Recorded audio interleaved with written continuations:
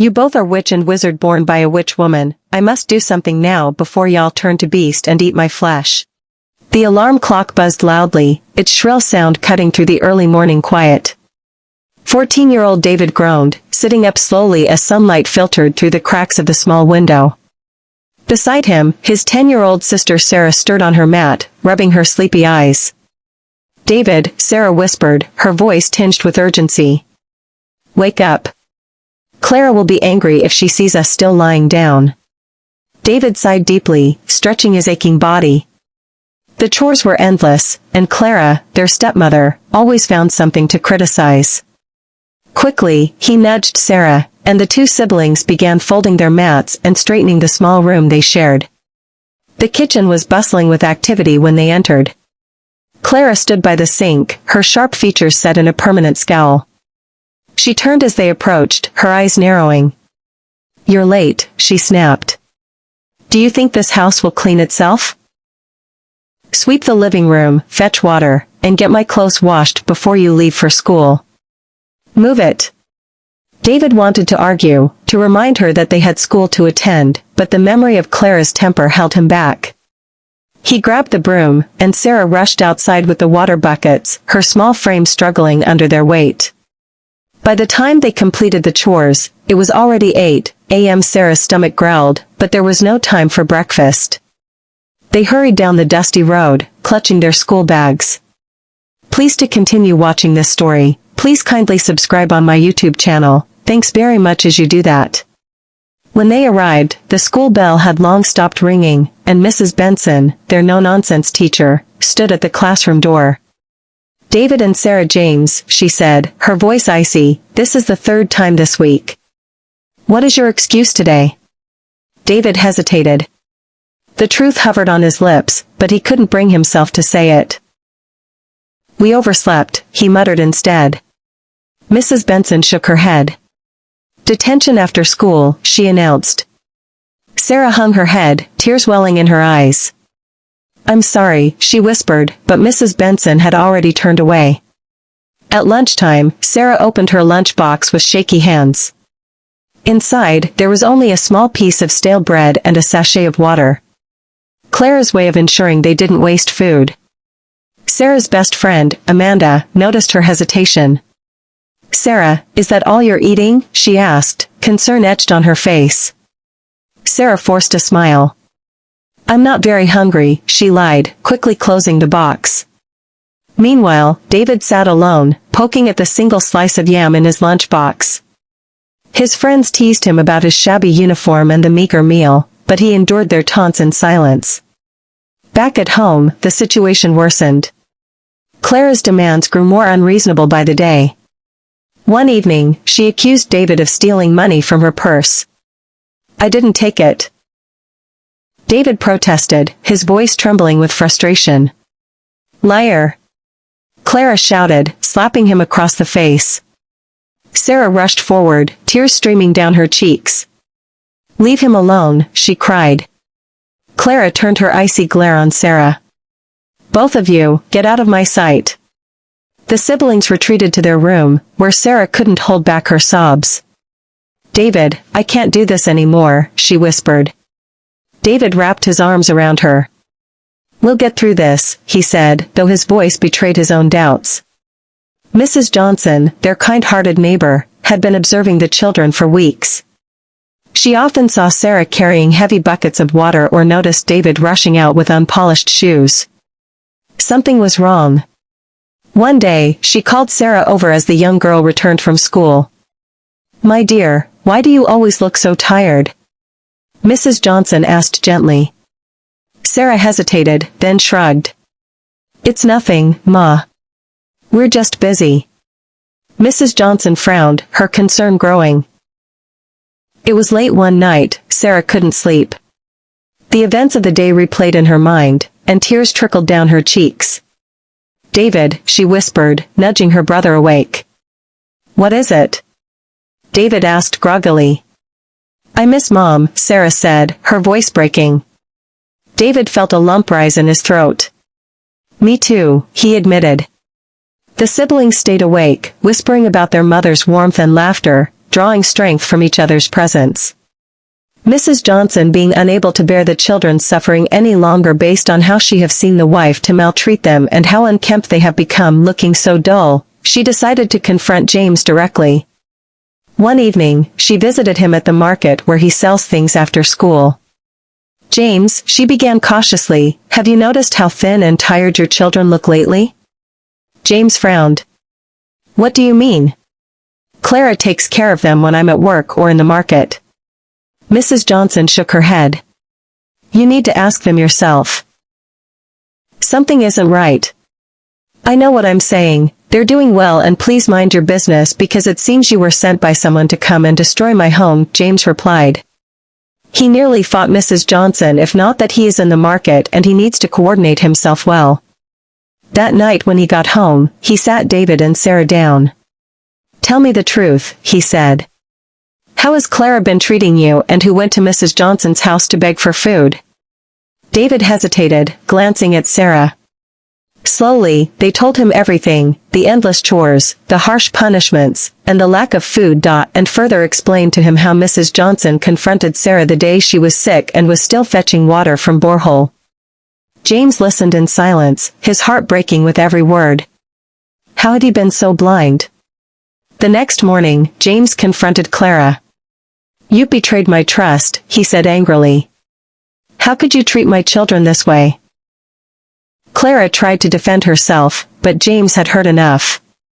"Pack your things and leave my house since you couldn't know that my children is also yours." Clara slapped James and tried to break his head with a soup spoon she was holding. "What do you take me for? How can you be so foolish to ask me to pack out even without hearing from me? I never knew you to be like this," she fired back at James. James apologized for not hearing from her.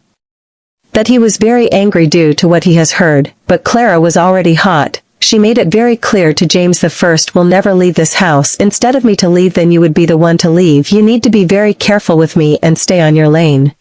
And you should have it as well that I'm here for no leave, no transfer. Your thought of bringing another woman here will never work." James went inside his room and cried silently because it's already obvious that the lion he groomed have grown to eat him up. He asked himself so many questions. Why do I rush to remarry? So after what I went through before in my former marriage from a woman, I could not have sense. I think God is punishing me now for not having sense, but honestly I never knew that people can change over time. This was never her character. He said lots of things and decided never to fight Clara, his wife, because he already how the outcome will be. Clara is very good in shouting, and it may be very bloody in that house that day. He may broke bottle or do other rascal things, and of course neighbors will gather to listen and settle their dispute. Meanwhile Fane's main objective will only be to gaslight the issue and go inside the house to laugh at them. He thought so many lots of things, and he prayed silently, gave himself hope that by God's grace his wife will change and embrace his two children like her own. Barely 3 weeks after Clara nearly used knife and spoon to kill the husband over the children issue, she finally became pregnant after 2 years of their marriage. But that was the moment the main maltreatment of the husband's children came. She planned to make sure they all died so that her own children will be first, and she believed that if she allow her stepchildren to grow, they might be a threat to her in future. But she said to her, "I don't know the easiest way to get rid of this evil children over my sight. I can't use poison because people will point hands at me, especially that Johnson's wife that doesn't want to respect herself and mind the business that's paying her and even my husband will suspect me, and of course I may be stoned to death or end up in prison." That day she vowed to herself that in making sure she use hard labor to kill them, she will call them and send them to fetch water with big gallons that they cannot carry, and at times after working that way, they do become sick, but she does not care as she is already on the way of achieving her goals. James, the father, is not always at home as he teaches in a secondary school and also sells things in the market, so definitely he have not seen his children working. One day he noticed that the younger one, Sarah, is not feeling fine from her look. He called her and asked her if she is okay, but she nodded and said yes because her stepmom was there. James insisted after placing his hand on her neck to check her body temperature, which is what most parents do to find out if their children is feeling fine. He said that she should not go school that day, that he will go out now and of course buy medicine for her, but then Clara smilingly said, "My sweetheart, you know you will run late to work. I will get the drug for her.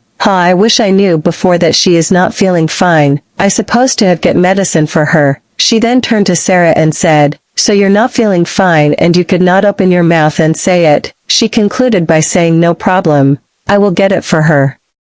She collected 5,000 naira from the husband because she needed to buy medicine Sarah will take for at least 3 times, blood tonic and Lucozade boost drink included, because the child looks like someone that have not eaten for 1 week, like a dying tree affected by thunderstorm.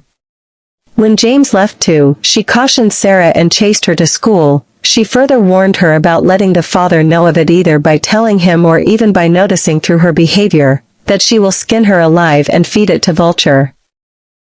Sarah cried to school, but she behaved herself when she got to school to avoid gathering sympathy, which if by any means the class auntie may ask her stepmom of what is happening to her, and she will be in hot soup. Life was through all hell to David and her sister Sarah, that even at that younger age they have suffered more than a 70-years-old man and have been humiliated more than a maid living under wicked madam. 5 months of Clara's pregnancy, she started feeling labor pain, but she already knew that it is not getting to the time she will go to labor and give birth to her bouncing baby boy, as she was told when she did pregnancy ultrasound. That midnight, the pain was so hard on her to the point that it was like as if the baby was already out. Her husband took her to hospital, and after several tests they noticed there was nothing wrong with her, although her BP was very high and she needed blood too. They bought 2 packs of blood and the doctor prescribed and gave her some medicine to take, and further advised her to take it easy on herself on thinking that she will deliver well because her baby is very okay, but the doctor never knew that what she is thinking that's draining her is not about her delivery, but it was all about wickedness on how she will map out master plans on her stepchildren and on everyone around her, because it was much obvious on her when as she was pregnant, she quarrel a lot and she find no time to rest. Her mouth was even tired of her because she moves it at every second. When they got back from the hospital, James, her husband, told her to do what the doctor said, that he is aware she heard all he said. But it remained small thing for dog to pick James' head, because the wife nearly used shout to chop of his head. "I heard him. Why are you like this, James? So you want to kill me in this house? You're the problem I'm having in this house. You want to kill me and marry another wife, but it will never happen. My God is alive and he will shame you, James," she shouted loudly.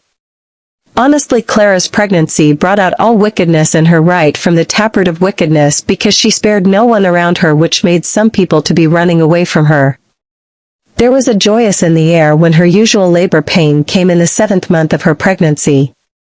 By then she had already bought everything she will use to carry her bouncing baby boy, her hope, her everything, as she fondly say. She even bought kid bicycle for her child to use and learn how to walk when she will give birth to him, for a child that's in the womb. The sky was very dark that morning when the pain started. The husband already prepared for school, but that day school was done in the hospital awaiting for his son.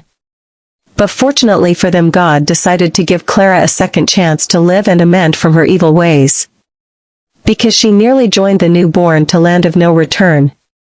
The midwife nurse tried all they could do for Clara to give birth in peace, but all to no avail. She was given 4 fluid to take, another to get strength and give birth in peace, but there was no way. She was initially advised by obstetrician male doctor to give birth through cesarean section, but she insisted that she wants to deliver like Hebrew woman. She doesn't need any scissors in her body, and another thing she said was that the male doctor cannot see her female organ, that it is against her. Everyone knows Clara is a big social media feminist, but before she could get her senses for the doctor to do her surgery, it was already late, because fatal distress and infection already killed the child.